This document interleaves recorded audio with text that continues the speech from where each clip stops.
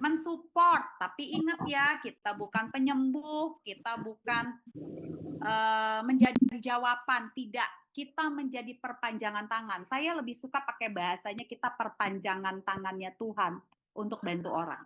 Tapi kita bukan jawaban, ya. Dan kita bukan penyembuh. Karena itu tadi, karena kita mendampingi ya, mendampingi para konseli yang datang.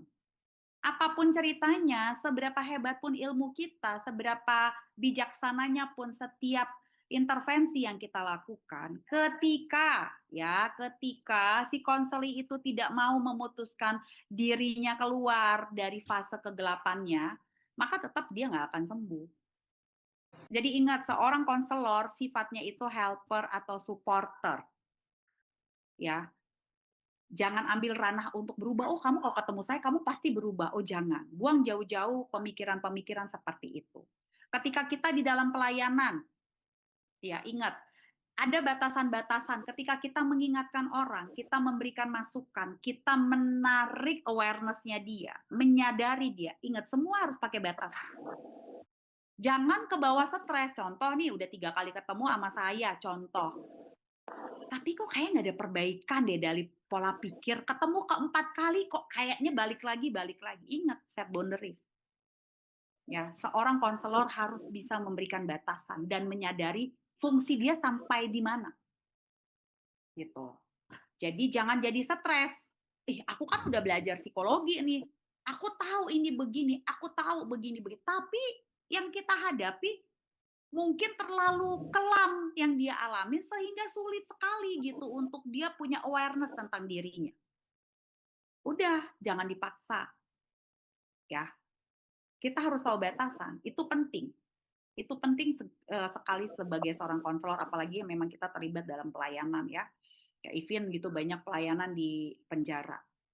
Ada waktunya ketika ya udah fungsinya even sampai di situ, ketika pulang ke rumah sudah serahkan ke Tuhan. Jadi perpanjangan tangan Tuhan itu artinya gini, kita cuma jadi bridging. Saya pakai bahasa yang simpel ya, bridging. Tapi dia mau nyebrang atau tidak, itu urusan dia sama Tuhan kan gitu. Nah, itu enaknya ketika kita tetap masuk ke ranah kekristenan. Ya. Kita tetap tahu bahwa segala sesuatu itu tetap Tuhan yang punya daulat dan kemampuan. Bagian kita yang kita tahu, kita kasih tahu nih. Makanya fokusnya apa? Helping clients understand themselves. Bagian kita itu dengan intervensi yang nanti kita akan presentasikan, yang akan kita pelajari. Intinya cuma satu. Membantu klien yang datang sama kita untuk menyadari siapa dia, apa yang sedang dia alami, dan apa yang harus dia lakukan. Menyadari ya, bukan kita yang kasih jalan keluar. Oh, kamu harus gini, gini, gini. Jangan. Jangan. Nah, itu batasan-batasan yang tidak boleh kita langgar. Gitu. Kalau dokter medis enak gitu ya, batuk-batuk obat ini, udah tahu nih obat ini karena apa? Penelitiannya jauh lebih panjang dan lebar gitu dibandingkan isu-isu psikologis. Nah, manusia itu kan berkembang. Manusia zaman dulu depresinya itu bisa aja simptomnya berbeda dengan manusia zaman sekarang. Ya, generasinya karena berbeda, tantangannya berbeda. Jadi berbeda dengan yang fisik. Fisik itu obat batuk udah tahu nih dikasih apa. Oh, udah bisoprol gitu ya. Pusing, kasih apa nih? Paracetamol. Tapi isu psikologis belum tentu ketika jawaban satu kita kasih ke klien A itu berhasil kepada klien B. Itu belum tentu. Makanya harus pintar ngegali, harus pintar observasi, harus pintar wawancara. Maka intervensi kita harus belajar karena ada kunci-kunci khusus yang biasanya akan membuka cara berpikir kita. Gitu.